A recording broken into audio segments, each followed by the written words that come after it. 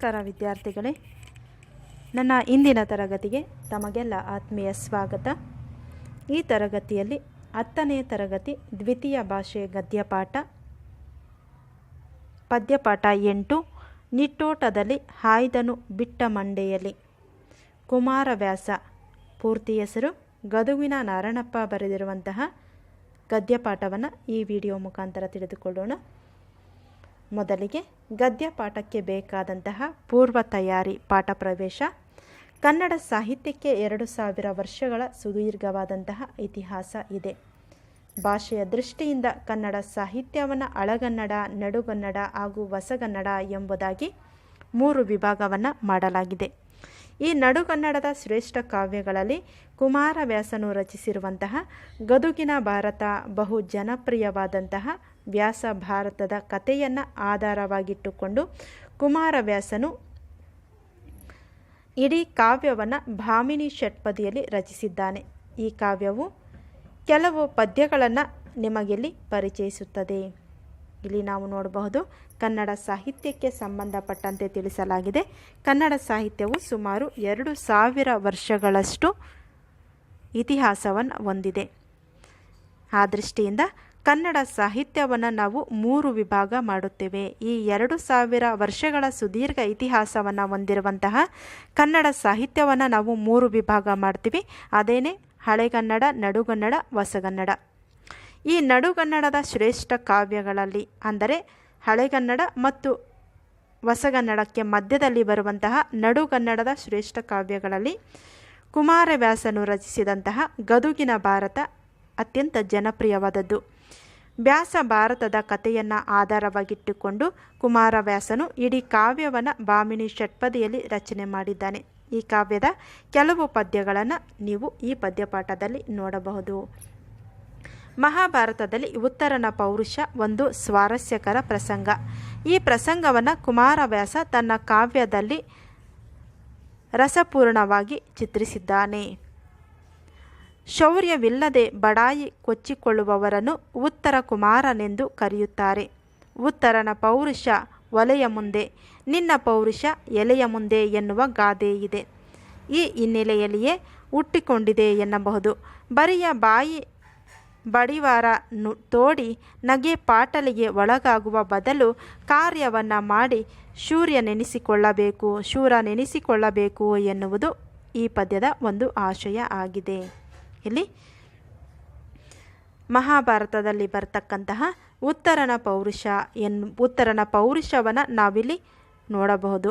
ಉತ್ತರನ ಪೌರುಷದ ಸ್ವಾರಸ್ಯಕರ ಕಥೆಯನ್ನು ಪ್ರಸಂಗವನ್ನು ನಾವು ತಿಳಿದುಕೊಳ್ಳಬಹುದು. ಈ ಪದ್ಯದಲ್ಲಿ ಕುಮಾರವ್ಯಾಸ ತನ್ನ ಕಾವ್ಯದಲ್ಲಿ ಅತ್ಯಂತ ಸೊಗಸಾಗಿ ಚಿತ್ರಿಸಿದ್ದಾನೆ. ಶೌರ್ಯ ಇಲ್ಲದೇ ಇದ್ದರೂ ಬಡಾಯಿ ಕೊಚ್ಚಿಕೊಳ್ಳುವವರನ್ನು ಕುರಿತು ಇಲ್ಲಿ ಉತ್ತರ ಕುಮಾರನೆಂದು ಕರೆಯುತ್ತಾರೆ.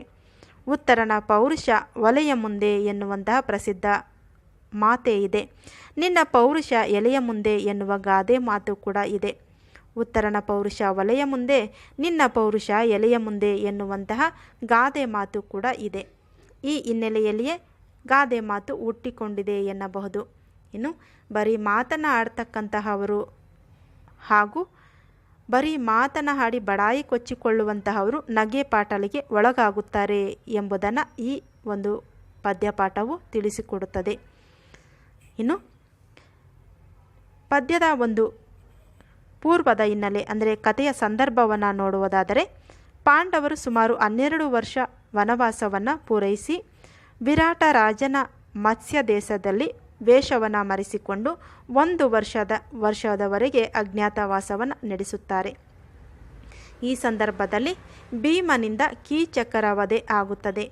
ಈ ವಿಚಾರ ದುರ್ಯೋಧನನಿಗೆ ತಿಳಿದು ಪಾಂಡವರನ್ನು ಪತ್ತೆ ಹಚ್ಚುವ ಸಲುವಾಗಿ ವಿರಾಟ ರಾಜನ ಮೇಲೆ ದಾಳಿ ನಡೆಸಿ ಆತನ ಗೋವುಗಳನ್ನು ಅಪಹರಿಸುತ್ತಾನೆ. ಆಗ ವಿರಾಟ ರಾಜನ ಮಗನಾದ ಉತ್ತರ ಕುಮಾರನು, ನನ್ನ ಸಾಮರ್ಥ್ಯಕ್ಕೆ ತಕ್ಕನಾದ ಒಬ್ಬ ಒಳ್ಳೆಯ ಸಾರಥಿ ಸಿಕ್ಕಿದರೆ ಕಾದು ಕುರು ಸೈನ್ಯವನ್ನು ನಾನು ಬಗ್ಗಿ ಬಡಿದು ಗೋವುಗಳನ್ನು ಬಿಡಿಸಿ ತರುತ್ತೇನೆ ಎಂದು ಚಡಪಡಿಸುತ್ತಾ ಹೆಂಗಳೆಯರ ಮುಂದೆ ಹೆಂಗಸರ ಮುಂದೆ ಜಂಬ ಕೊಚ್ಚಿಕೊಳ್ಳುತ್ತಾನೆ. ಆಗ ಸೈರಂಧ್ರಿಯು ಬೃಹನ್ನಳೆಯ ವೇಷದಲ್ಲಿದ್ದ ಅರ್ಜುನನನ್ನು ಸಾರಥಿಯಾಗಲು ಒಪ್ಪಿಸುತ್ತಾಳೆ. ಅರ್ಜುನನ ಸಾರಥ್ಯದಲ್ಲಿ ರಥವು ರಣರಂಗದಲ್ಲಿ ಮುನ್ನುಗ್ಗಿದಾಗ ಉತ್ತರ ಕುಮಾರನು ಕೌರವ ಸೇನೆಯನ್ನು ನೋಡಿ ಹೆದರುತ್ತಾ ರಥದಿಂದ ಹಿಡಿದು ಓಡಲು ಯತ್ನಿಸುತ್ತಾನೆ. ಆತನಿಗೆ ಧೈರ್ಯ ತುಂಬಿ ಅರ್ಜುನ ತಾನೇ ಯುದ್ಧಕ್ಕೆ ನಿಲ್ಲುತ್ತಾನೆ. ಉತ್ತರನು ರಣರಂಗದಲ್ಲಿ ಕುರುಸೇನೆ ನೋಡಿ ಎದುರುತ್ತಾ ಹೀಗೆ ಹೇಳುತ್ತಾನೆ. ಪದ್ಯದ ಸಾಲುಗಳು ಹೇಗೆ ಇರುತ್ತವೆ ಎಂಬುದನ್ನು ನಾವು ನೋಡಬಹುದು. ಇಲ್ಲಿ ಪಾಂಡವರು ಸುಮಾರು 12 ವರ್ಷಗಳ ಕಾಲ ವನವಾಸವನ್ನು ಪೂರೈಸಿಕೊಂಡು ಆ ನಂತರ ವಿರಾಟರಾಜನ ಮತ್ಸ್ಯ ದೇಶದಲ್ಲಿ ವೇಷವನ್ನು ಮರೆಸಿಕೊಂಡು 1 ವರ್ಷ ಅಜ್ಞಾತವಾಸವನ್ನು ನಡೆಸ್ತಾ ಇರಬೇಕಾದ್ರೆ ಆ ಸಂದರ್ಭದಲ್ಲಿ ಭೀಮನಿಂದ ಕೀಚಕನ ಸಾವಾಗುತ್ತೆ, ವಧೆ ಆಗುತ್ತೆ. ಈ ವಿಚಾರ ದುರ್ಯೋಧನನಿಗೆ ಗೊತ್ತಾಗಿ ಪಾಂಡವರನ್ನು ಪತ್ತೆ ಹಚ್ಚುವ ಸಲುವಾಗಿ ಪಾಂಡವರ ಒಂದು ವಿರಾಟರಾಜನ ಆಶ್ರಯದಲ್ಲಿರ್ತಾರೆ. ವಿರಾಟರಾಜನ ಮೇಲೆ ದಾಳಿಯನ್ನು ನಡೆಸ್ತಾರೆ. ಅವನ ಗೋವುಗಳನ್ನು ಅಪಹರಿಸುತ್ತಾರೆ. ಆಗ ವಿರಾಟನ ಮಗನಾದ ಉತ್ತರ ಕುಮಾರನು ತನ್ನ ಸಾಮರ್ಥ್ಯಕ್ಕೆ ತಕ್ಕನಾದಂತಹ ಒಳ್ಳೆಯ ಸಾರಥಿ ಸಿಕ್ಕಿದರೆ ನಾನು ಕುರು ಸೈನ್ಯ ಅಂದರೆ ಕೌರವರ ಸೈನ್ಯವನ್ನು ಬಗ್ಗು ಬಡಿದು ಸೋಲಿಸುತ್ತೇನೆ, ಗೋವುಗಳನ್ನು ಬಿಡಿಸಿಕೊಂಡು ತರುತ್ತೇನೆ ಎಂಬುದಾಗಿ ಅವನು ಹೆಂಗಸರ ಮುಂದೆ ಜಂಬವನ್ನು ಕೊಚ್ಚಿಕೊಳ್ಳುತ್ತಾನೆ. ಆಗ ಸೈರಂಧ್ರಿಯು ಬೃಹನ್ನಳೆಯ ವೇಷದಲ್ಲಿದ್ದಂತಹ ಅರ್ಜುನನ ಸಾರಥಿಯಾಗಲು ಒಪ್ಪಿಸುತ್ತಾಳೆ. ಸೈರಂಧ್ರಿ ಅಂದರೆ ದ್ರೌಪದಿ. ಬೃಹನ್ನಳೆಯ ವೇಷದಲ್ಲಿದ್ದಂತಹ ಅರ್ಜುನನನ್ನು ಸಾರಥಿಯಾಗಿ ಹೋಗಲು ಒಪ್ಪಿಸುತ್ತಾಳೆ. ಅರ್ಜುನನ ಸಾರಥ್ಯದಲ್ಲಿ ರಥವು ರಣರಂಗದಲ್ಲಿ ಮುನ್ನುಗ್ಗುತ್ತದೆ. ಉತ್ತರ ಕುಮಾರನು ಕೌರವ ಸೇನೆಯನ್ನು ನೋಡಿಕೊಂಡು ಹೆದರುತ್ತಾ ರಥದಿಂದ ಇಳಿದು ಓಡಿ ಹೋಗಲು ಯತ್ನಿಸುತ್ತಾನೆ. ಅವನಿಗೆ ಧೈರ್ಯವನ್ನು ತುಂಬಿ ಅರ್ಜುನ ತಾನೇ ಯುದ್ಧಕ್ಕೆ ನಿಲ್ಲುತ್ತಾನೆ. ಉತ್ತರನ ಪೌರುಷ ರಣರಂಗದಲ್ಲಿ ಯಾವ ರೀತಿ ನಗೆಪಾಟಲಿಗೆ ಈಡಾಗುತ್ತದೆ, ಕುರುಸೇನೆಯನ್ನು ನೋಡಿ ಅವನು ಹೇಗೆ ಹೆದರುತ್ತಾನೆ ಎಂಬುದಾಗಿ ನಾವು ಪದ್ಯದ ಸಾಲುಗಳಲ್ಲಿ ತಿಳಿದುಕೊಳ್ಳಬಹುದು. ಬನ್ನಿ ಪದ್ಯವನ್ನು ಓದುವುದರ ಮುಖಾಂತರ ಪದ್ಯದ ಸಾರಾಂಶವನ್ನು ಕೂಡ ತಿಳಿಯೋಣ. ಪದ್ಯದ ಸಾಲುಗಳು ಹೀಗಿವೆ. ಕಡೆಗೆ ಹಾಯವು ಕಗಳಿ ಬಲ ಗಡಲ ಮನವಿಸಾಡಲಾರದು ಮೊಡಲು ವಿಡಿದರಲೇನ ಕಾಣಲು ಬಾರದದ್ಭುತವ ಪೊಡವಿಯಿದದೋ ಮೋಹರ ವನಿದ ಅವರೊಡನೆ ಕಾದವನಾವ ಆತ್ಮನೆ ಮೃಡನು ಶಿವ ಶಿವ ಕಾದಿಗಲಿದೆವು ಬಲಕ್ಕೆ ನಮೋ ಎಂದ. ಸಾಲುಗಳನ್ನು ಗಮನಿಸಿ. ಕಡೆಗೆ ಆಯವು ಕಗಳಿ ಬಲ ಗಡಲ ಮಾನವಿ ಸಾಡಲಾರದು ಮೊಡಲ ಬಿಡಿದರಲೇನ ಕಾಣಲು ಬಾರದದ್ಭುತವ ಪೊಡವಿದದೋ ಮೋಹರವನಿದ ರೊಡನೆ ಕಾದವನ ಆತ್ಮನೆ ಮೃಡನು ಶಿವ ಶಿವ ಕಾದಿಗಲಿದೆವು ಬಲಕ್ಕೆ ನಮೋ ಎಂದ. ಕೌರವರ ಅಪಾರವಾದ ಸೇನಾ ಬಲವನ್ನು ಕಂಡು ಉತ್ತರ ಕುಮಾರನು ಎದರಿ ಸಾರಥಿಯಾದ ಅರ್ಜುನನನ್ನು ಕುರಿತು ಕಣ್ಣುಗಳು ಈ ಪಡೆಗಡಲವನ್ನು, ಈ ಒಂದು ಸೈನ್ಯವನ್ನು ಗೆಲ್ಲಲಾರವು, ಹಾಯಲಾರವು, ಮನಸ್ಸು ಇದನ್ನು ಹೊಕ್ಕು ಈಸಾಡಲಾರದು, ಇಂಥ ಪಡೆಯನ್ನು ಎದುರಿಸಿ ಬದುಕಲು ಆಗುವುದಿಲ್ಲ ಎಂದು ಅವನು ಹೆದರುತ್ತಾನೆ. ಆಗ ಕಡೆಗೆ ಹಾಯವು ಕಗಲ ಪದಗಳ ಅರ್ಥವನ್ನು ಗಮನಿಸಿ ಪದ್ಯದಲ್ಲಿ ಬಂದಿರುವಂತಹ ಪದಗಳನ್ನು ಕೂಡ ಇಲ್ಲಿ ಕಡೆಗೆ ಹಾಯವಿ ಕಂಗಳಿ ಬಲಗಡಲ ಎಂದರೆ ಉತ್ತರ ಕುಮಾರನ ಕಣ್ಣುಗಳು ಸಮುದ್ರದಂತೆ ಇದ್ದ ಕೌರವರ ಸೇನಾಬಲವನ್ನು ಕಂಡು ಉತ್ತರ ಕುಮಾರನು ಹೆದರಿಕೊಂಡು ಸಾರಥಿಯನ್ನು ಕುರಿತು ಕಣ್ಣುಗಳು ಈ ಪಡೆ ಅಂದರೆ ಸೈನ್ಯ, ಸಮುದ್ರ ಗಡಲನ್ನು ಎಂದರೆ ಸಮುದ್ರವನ್ನು ಹಾಯಲಾರವು ಅಂದರೆ ಸಮುದ್ರವೆಂಬ ಸೇನಾಬಲವನ್ನು ಸಾಗಲಾರವು, ಮನಸ್ಸು ಇದನ್ನು ಒಕ್ಕು ಈಜಾಡಲಾರದು ಅಂದರೆ ನನ್ನ ಮನಸ್ಸು ಇಂತಹ ಸಮುದ್ರದಂತಹ ಸೇನೆಯನ್ನು ಕಂಡು ಅದರಲ್ಲಿ ಈಜಾಡಲು ಸಾಧ್ಯವಿಲ್ಲ, ಇಂಥ ಪಡೆಯನ್ನು ಇಂತಹ ಸೈನ್ಯವನ್ನು ಎದುರಿಸಿ ಬದುಕಲು ಕೂಡ ಆಗುವುದಿಲ್ಲ ಎಂದು ಉತ್ತರ ಕುಮಾರನು ಹೇಳುತ್ತಾನೆ. ಅವನ ಕಣ್ಣುಗಳು ಕಾಯುವು ಕಂಗಳಿ ಕಣ್ಣುಗಳು ಸಮುದ್ರದಂತಹ ಕಡಲಿನಂತಹ ಸೇನಾಬಲವನ್ನು ಕಂಡು ಇಂತಹ ಸೇನೆಯನ್ನು ಎದುರಿಸಲು ಸಾಧ್ಯವಿಲ್ಲ, ಇಂತಹ ಸಮುದ್ರದಲ್ಲಿ ಈಜಾಡಲು ಸಾಧ್ಯವೇ ಇಲ್ಲ ಎಂಬುದನ್ನು ಹೇಳುತ್ತಾ, ನಾನಿಲ್ಲಿ ಈ ಸೈನ್ಯದ ಒಳಗಡೆ ಏನಾದರೂ ಹೋದರೆ ಮತ್ತೆ ಬದುಕಿ ಬರಲು ಸಾಧ್ಯವಿಲ್ಲ. ಕಾದವನಾತನೆ ಮೃಡನು ಶಿವ ಶಿವ ಎಂದು ಕಾದಿಗೆಲಿದವು ಬಳಕೆ ನಮೋ ಎಂದ. ಇಂತಹ ಸೈನ್ಯವನ್ನು ಸೋಲಿಸಿ ನಾನು ಬದುಕಿ ಬರಲು ಸಾಧ್ಯವೇ ಇಲ್ಲ. ಈ ಸೈನ್ಯಕ್ಕೊಂದು ಶಿವ ಶಿವ ನಮೋ ಎಂದು ಅವನು ಹೇಳುತ್ತಾನೆ. ಮುಂದುವರಿಯುತ್ತಾ ಸಾಲುಗಳು ಹೀಗಿವೆ. ಅವನು ಹಿಡಿದು ಉಳಿದಿದ್ದರೆ ಯಾವ ಅದ್ಭುತವನ್ನು ತಾನೇ ಕಾಣಲಾಗಿದ್ದಿತು. ನೆಲದೆ ಪಡೆಗಳೆದೆತೋ ಎಂಬಂತೆ ಈ ಸೇವೆ ಹರಡಿದೆ. ಈ ಒಂದು ಸೇನೆ ಯಾವ ರೀತಿಯಾಗಿದೆ ಎಂದರೆ ಸಂಪೂರ್ಣವಾಗಿ ನೆಲವೆಲ್ಲ ಹರಡಿಕೊಂಡಿದೆ, ಸಂಪೂರ್ಣವಾಗಿ ಭೂಮಿಯನ್ನೆಲ್ಲ ಆಕ್ರಮಿಸಿಕೊಂಡಿದೆ, ಎಲ್ಲಿಯೂ ಕೂಡ ಸ್ಥಳವೇ ಇಲ್ಲ. ಇಂತಹ ಸೈನ್ಯದೊಡನೆ ಇದರೊಡನೆ ಕಾದವನು ಮೃಡನೇ ಆಗಿರಬೇಕು. ಇಂತಹ ಸೇನೆಯ ಜೊತೆ ಕಾದಾಡಲು ಸಾಧ್ಯವೇ ಇಲ್ಲ, ಯಮನಿಂದಲೂ ಕೂಡ ಸಾಧ್ಯವಿಲ್ಲ ಎಂಬುದಾಗಿ ಇಲ್ಲಿ ಉತ್ತರ ಕುಮಾರ ಸೈನ್ಯವನ್ನು ಕಂಡು ಹೆದರಿಕೊಳ್ಳುತ್ತಾನೆ. ಮುಂದುವರಿಯುತ್ತಾ ಪದ್ಯದ ಸಾಲುಗಳು ಹೀಗಿವೆ. ಎಂದೋಡರ್ಜುನ ನಗುತ ರಥವನು ಮುಂದೆ 4 ಅಡಿಯ ನೂಕಲು ಕೊಂದನೀ ಸಾರಥಿ ಎನುತ ಸಂವರಿಸಿ ಮುಂಜೆರಗ ಬಂದು ಮೆಲ್ಲನೆ ರಥದ ಹಿಂದಕ್ಕೆ ನಿಂದು ದುಮ್ಮಿಕ್ಕಿದನು ಬದುಕಿದೆನೆಂದು ನಿಟ್ಟೋಟದಲ್ಲಿ ಆಯ್ದನು ಬಿಟ್ಟಿ ಮಂಡೆಯಲ್ಲಿ. ಸಾಲುಗಳ ಅರ್ಥವನ್ನು ಗಮನಿಸಿ ಮತ್ತೊಮ್ಮೆ ಪದ್ಯವನ್ನು ಓದುತ್ತೇನೆ.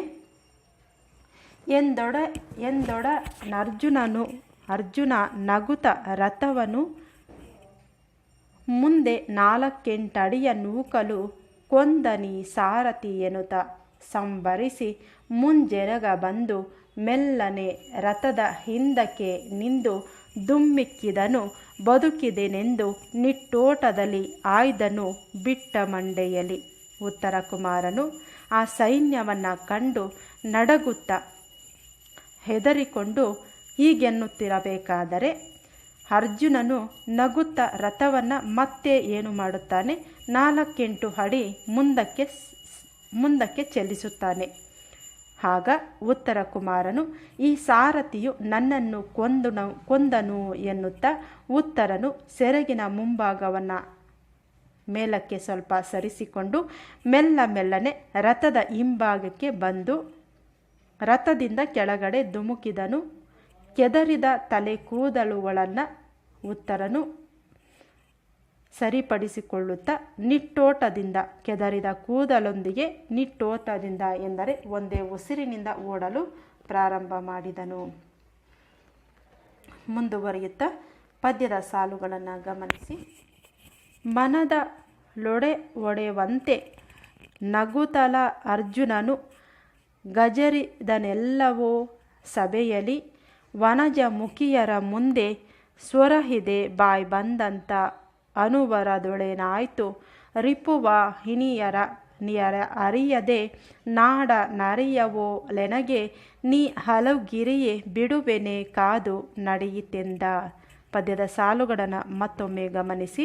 ಮನದ ಲೊಡೆವಂತೆ ನಗುತಲ ಅರ್ಜುನನು ಗಜರಿಗಿದ ನೆಲವೋ ಸಭೆಯಲ್ಲಿ ವನಜ ಮುಖಿಯರ ಮುಂದೆ ಸ್ವರಹಿದ ಬಾಯ್ ಬಂದಂತ ಅನುವರದೊಳೇನಾಯ್ತು ರಿಪುವಾಹಿನಿಯನಯರಿಯದೆ ನಾಡ ನರಿಯವಳೆನಗೆ ನೀ ಹಲುಗಿರಿಯ ಬಿಡುವೆನೆ ಕಾದು ನಡೆಯಿತಂದ. ಉತ್ತರ ಕುಮಾರನನ್ನು ಕಂಡು ಅರ್ಜುನನು ಹೀಗೆ ಹೇಳುತ್ತಾನೆ.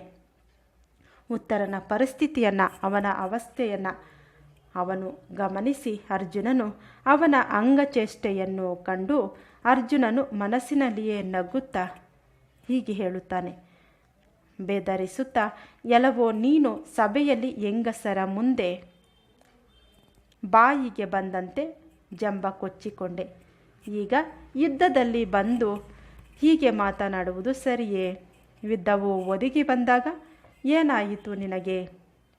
ರಿಪುವಾಹಿನಿ ಎಂದರೆ ವೈರಿ ಸೈನ್ಯವನ್ನು ನೀನು ಎದುರುಗೊಳ್ಳದೆ ಇರಿಯದೆ ನಾಡಿನಲ್ಲಿ ಇರ್ತಕ್ಕಂಥ ನರಿಯ ಹಾಗೆ ನನ್ನ ಮುಂದೆ ಹಲ್ಲು ಕಿರಿದರೆ ಬಿಡುತ್ತೇನೆಯೇ, ಏಳು ಕಾದು ನಡೆ ಎಂದನು. ಮನಸ್ಸಿನಲ್ಲಿಯೇ ಉತ್ತರ ಕುಮಾರನು ನಗುತ್ತಾ ಲೊಡವಂತೆ ನಗುತ್ತಾ ಅರ್ಜುನನು ಗರಿದ ನೆಲವೋ ಅವನ ಅಂಗಚೇಷ್ಟೆಯನ್ನು ನೋಡಿ ಸಭೆಯಲ್ಲಿ, ಅಂದರೆ ಅರಮನೆಯ ಸಭೆಯಲ್ಲಿ, ನೀನು ಹೆಂಗಸರ ಮುಂದೆ, ವನಜಮುಖಿಯರ ಎಂದರೆ ಹೆಂಗಸರ ಮುಂದೆ ಸ್ವರಹಿದೆ, ಅಂದರೆ ಮನಸ್ಸಿಗೆ ಬಂದಂತೆ ಮಾತನಾಡಿದೆ, ಬಾಯಿಗೆ ಬಂದಂತೆ ಮಾತನಾಡಿದೆ, ಜಂಬವನ್ನು ಕೊಚ್ಚಿಕೊಂಡೆ. ಆದರೆ ಈಗ ಸೈನ್ಯವನ್ನು ಕಂಡು ಯುದ್ಧ ಒದಗಿ ಬಂದಾಗ ಈಗೇನಾಯಿತು ನಿನಗೆ? ವೈರಿ ಸೈನ್ಯವನ್ನು ನೀನು ಹಿರಿಯದೆ ಎದುರುಗೊಳ್ಳದೆ ಹೇಡಿಯಂತೆ ನನ್ನ ಮುಂದೆ ಹಲ್ಲು ಕಿರಿದರೆ ನಾನು ನಿನ್ನನ್ನು ಬಿಡುವುದಿಲ್ಲ, ಏಳು ಯುದ್ಧಕ್ಕೆ ನೀನು ಸಿದ್ಧವಾಗು ಎಂದು ಅರ್ಜುನನು ಉತ್ತರ ಕುಮಾರನಿಗೆ ಹೇಳುತ್ತಾನೆ. ಮುಂದುವರಿಯುತ್ತಾ ಪದ್ಯದ ಸಾಲುಗಳು ಈ ರೀತಿ ಇವೆ.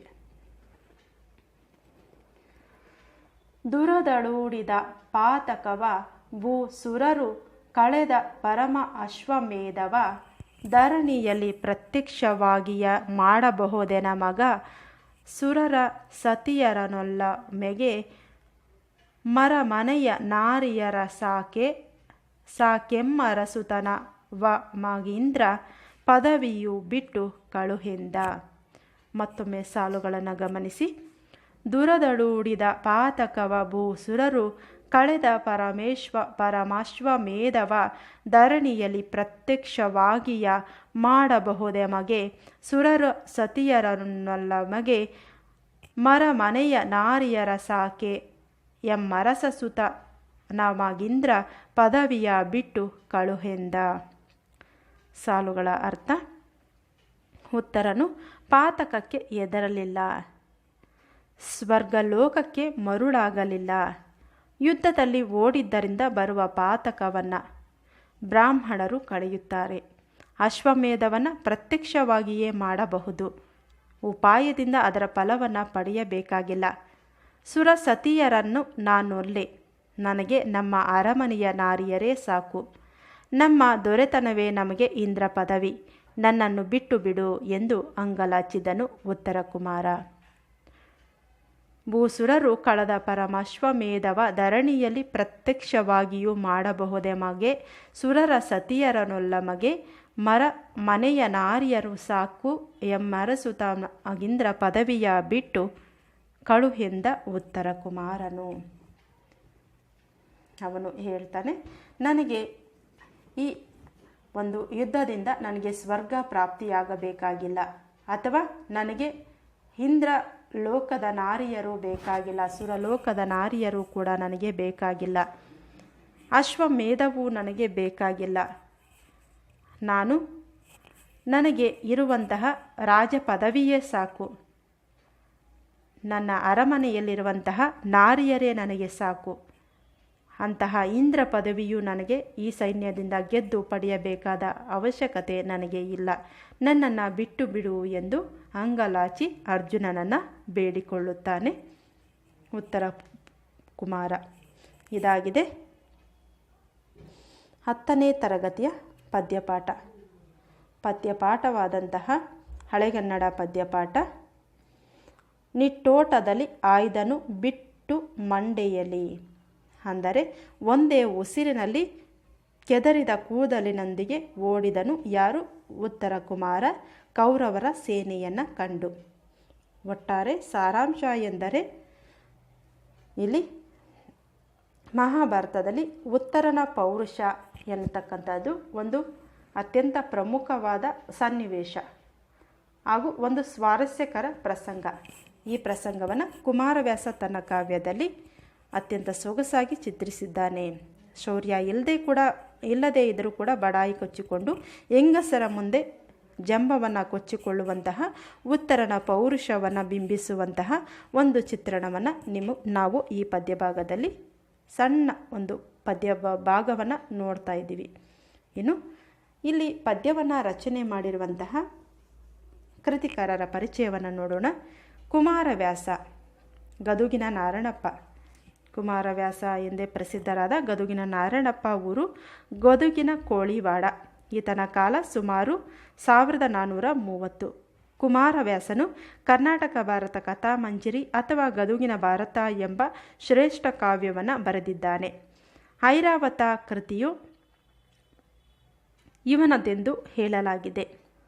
ವ್ಯಾಸರು ಸಂಸ್ಕೃತದಲ್ಲಿ ರಚಿಸಿರುವಂತಹ ಮಹಾಭಾರತವನ್ನು ನಾರಣಪ್ಪನು ಕನ್ನಡದಲ್ಲಿ ಬರೆದನಾದುದರಿಂದ ಕುಮಾರವ್ಯಾಸನೆಂಬ ಅಭಿಧಾನವನ್ನು ಕೂಡ ಹೊಂದಿದ್ದಾನೆ. ಕಾವ್ಯದ ಉದ್ದಕ್ಕೂ ರೂಪಕ ಅಲಂಕಾರವನ್ನು ಬಹಳವಾಗಿ ಇವನು ಬಳಸಿಕೊಂಡಿದ್ದರಿಂದ ಈತನನ್ನು ರೂಪಕ ಸಾಮ್ರಾಜ್ಯ ಚಕ್ರವರ್ತಿ ಎಂದು ಕರೆಯಲಾಗಿದೆ.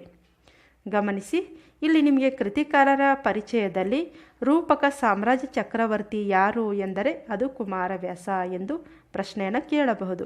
ಗದುಗಿನ ಭಾರತ ಭಾಮಿನಿ ಷಟ್ಪದಿಯಲ್ಲಿದೆ. ಪ್ರಸ್ತುತ ಪದ್ಯವನ್ನು ಗದುಗಿನ ಭಾರತದಿಂದ ಆಯ್ಕೆ ಮಾಡಿಕೊಳ್ಳಲಾಗಿದೆ. ಇನ್ನು ಪದ್ಯದಲ್ಲಿ ಬಂದಿರುವಂತಹ ಟಿಪ್ಪಣಿ ಪದಗಳನ್ನು ಗಮನಿಸಿ. ಅಶ್ವಮೇಧ ಎಂದರೆ ಕುದುರೆಯನ್ನು ಬಲಿ ಕೊಟ್ಟು ಮಾಡುವ ಯಾಗ. ಹಿಂದೆ ಶ್ರೀರಾಮಚಂದ್ರನು ಮತ್ತು ಪಾಂಡವರು ಈ ಯಾಗವನ್ನು ಮಾಡಿದ್ದರು. ಯಾಗ ನಿರ್ವಹಣೆಗಾಗಿ ಅಪಾರ ಸಂಪತ್ತು ಖರ್ಚಾಗುತ್ತಿದ್ದರಿಂದ ಯಾಗದ ಅಶ್ವವನ್ನು 1 ವರ್ಷ ದೇಶ ಸಂಚಾರಕ್ಕೆ ಬಿಡುತ್ತಿದ್ದರು. ಕುದುರೆಯನ್ನು ಕಟ್ಟದೆ ಗೌರವಿಸಿದವರು ಮತ್ತು ಕುದುರೆಯನ್ನು ಕಟ್ಟಿ ಯುದ್ಧ ಮಾಡಿ ಸೋತವರು ಅಪಾರ ಸಂಪತ್ತನ್ನು ಕುದುರೆಯ ರಾಜನಿಗೆ ನೀಡಬೇಕಾಗಿತ್ತು. ಸಾಮಾನ್ಯವಾಗಿ ಮಹಾಶೂರರೇ ಈ ಯಾಗವನ್ನು ಕೈಗೊಳ್ಳುತ್ತಿದ್ದರಿಂದ ಅವರಿಗೆ ಜಯ ಆಗುತ್ತಿತ್ತು ಎಂಬುದು ಈ ಅಶ್ವಮೇಧ ಯಾಗದ ಬಗ್ಗೆ ಟಿಪ್ಪಣಿ. ಇನ್ನು ಇಂದ್ರ ಪದವಿ ಎಂದರೆ 100 ಯುಗಗಳನ್ನು ಮಾಡಿದವರಿಗೆ ಈ ಪದವಿ ಸಿಕ್ಕಿದಂತಾಗುತ್ತದೆ. 100 ಯಾಗಗಳನ್ನು ಮಾಡಿದವರಿಗೆ ಈ ಪದವಿ ಸಿಕ್ಕುತ್ತದೆ. ಇನ್ನು ಪದ್ಯಪಾಠದಲ್ಲಿ ಬಂದಿರುವಂತಹ ಪದಗಳ ಅರ್ಥವನ್ನು ಗಮನಿಸಿ. ಇಲ್ಲಿ ಕಡೆ ಎಂದರೆ ಕೊನೆ, ಹಾಯವು ಎಂದರೆ ದಾಟದು, ಆಗದು ಎಂಬರ್ಥ. ಬಲಗಡಲು ಎಂದರೆ ಬಲ ಪ್ಲಸ್ ಕಡಲು, ಇದೊಂದು ಆದೇಶ ಸಂಧಿ. ಬಲವೆಂಬ ಕಡಲು, ಇದೊಂದು ಕರ್ಮಧಾರಿಯ ಸಮಾಸ. ಬಲವೆಂಬ ಕಡಲು ಎಂಬ ಅರ್ಥವನ್ನು ನೀಡುತ್ತದೆ.